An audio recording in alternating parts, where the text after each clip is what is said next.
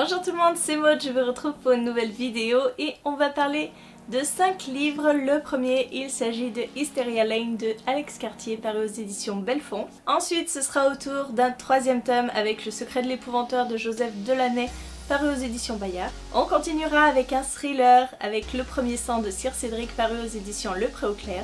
Nous parlerons de dystopie avec Remember Yesterday de Pintim Dunn, paru aux éditions Lumen. Et on finira avec un artbook qui est Abyssia de Diane Ozdamar et Tiffaine Zanuto, paru aux éditions Le Chat Noir.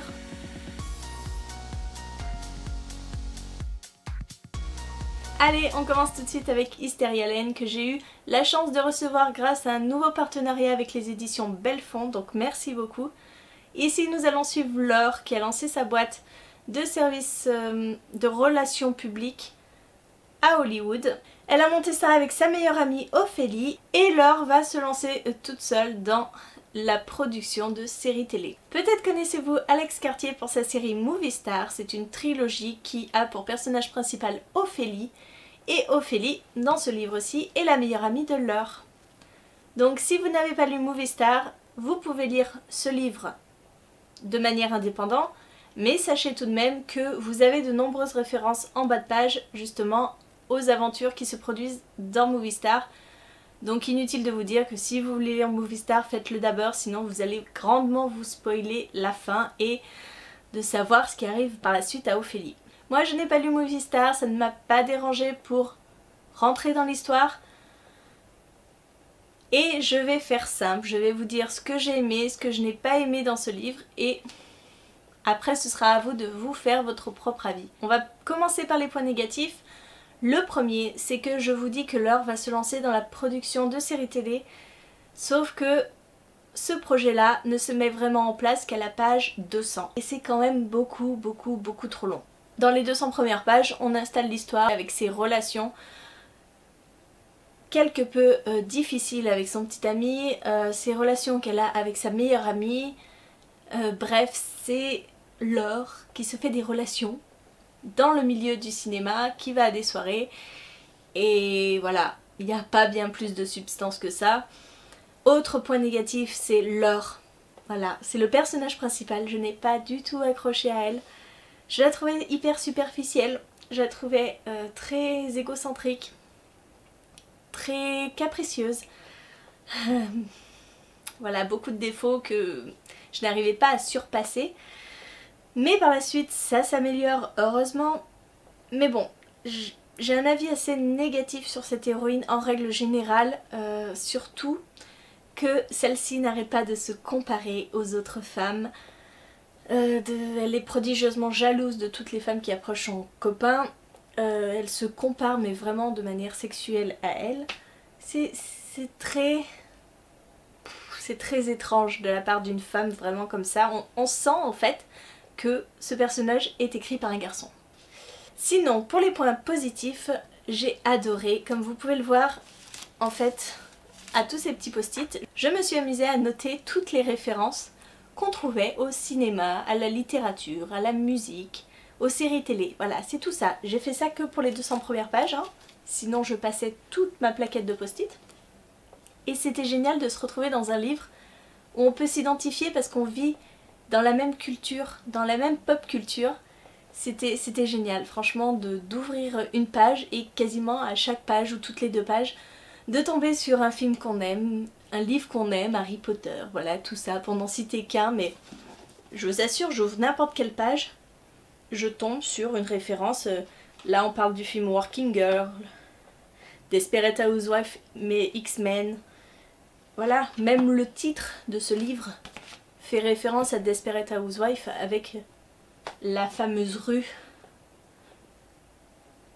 des Desperate. Bref, c'était génial, j'ai adoré ça. Autre point hyper positif, c'est au bout de 200 pages, quand on se met dans la production d'une série télé, on est amené à voir tout ce qui se passe en coulisses. Comment monter une série avec les différents protagonistes qui rentrent en jeu. Bref, moi j'ai adoré les manipulations, les petits coups en douce,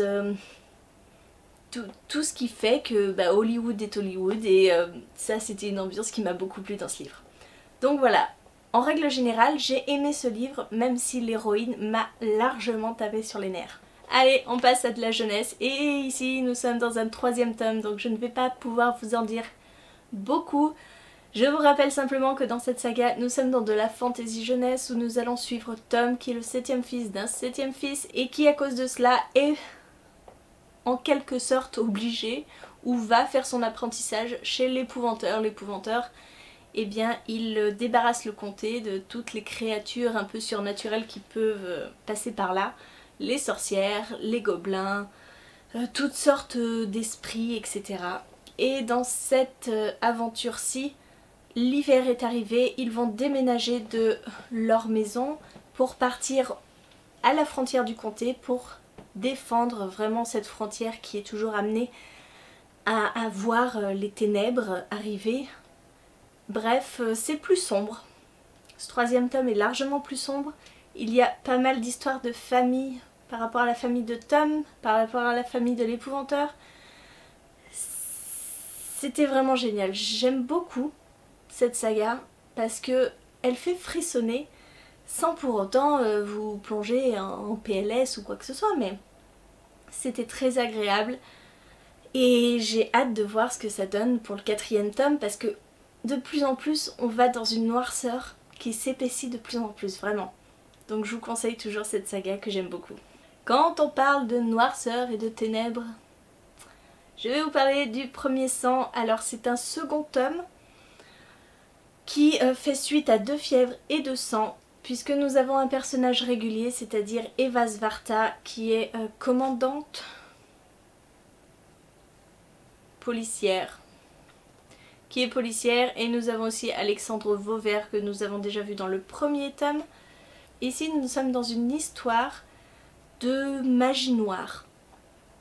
Il va y avoir une enquête menée par rapport à des meurtres qui semblent rituels, étranges. Ce 2e tome ne peut pas se lire indépendamment de 2 fièvres et 2 sang puisque les événements découlent en fait du 1er tome où la policière Eva Svarta va apprendre ce qui lui est arrivé quand elle était petite et qu'elle avait complètement occulté.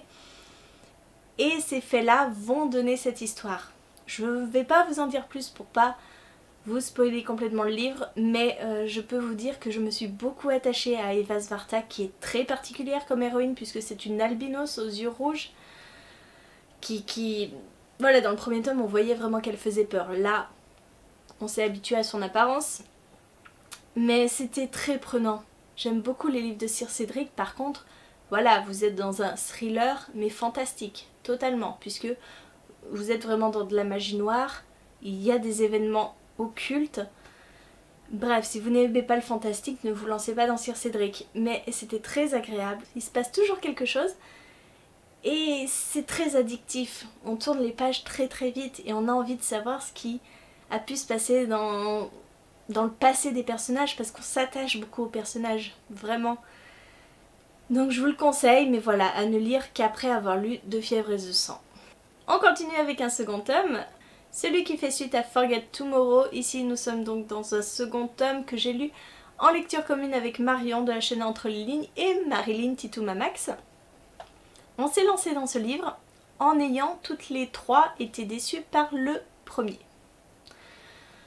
C'est-à-dire que dans le 1er on suivait Cassie qui dans cette dystopie allait recevoir un souvenir de son futur puisque à l'âge de 16 ans tous les ados reçoivent un souvenir de leur futur et dans lequel elle va se voir tuer sa sœur Jessa. Sauf que elle n'a aucune intention de tuer sa sœur, elle ne comprend pas du tout ce souvenir. Sauf que, voilà, dans cette dystopie, quand on reçoit un souvenir comme ça, on est enfermé pour ne pas qu'il se réalise forcément. Bref, dans ce 2e tome, c'est la suite directe du 1er. Je l'ai trouvé un chouïa au-dessus du 1er. Parce que il y avait tellement d'incohérences, tellement de choses qui ne m'avaient pas plu dans le 1er que j'avais envie que ça se résolve un petit peu dans ce 2e tome. Alors oui, on revient sur les événements du 1er, ça explique certaines choses, néanmoins j'ai trouvé que c'était encore une fois trop facile, trop peu expliqué, trop peu détaillé. C'est dommage parce que l'héroïne dans ce livre-là n'est pas Cassie. Je ne vous dirai pas qui c'est, je ne veux pas vous spoiler. Je l'ai trouvée plus agréable à suivre que Cassie.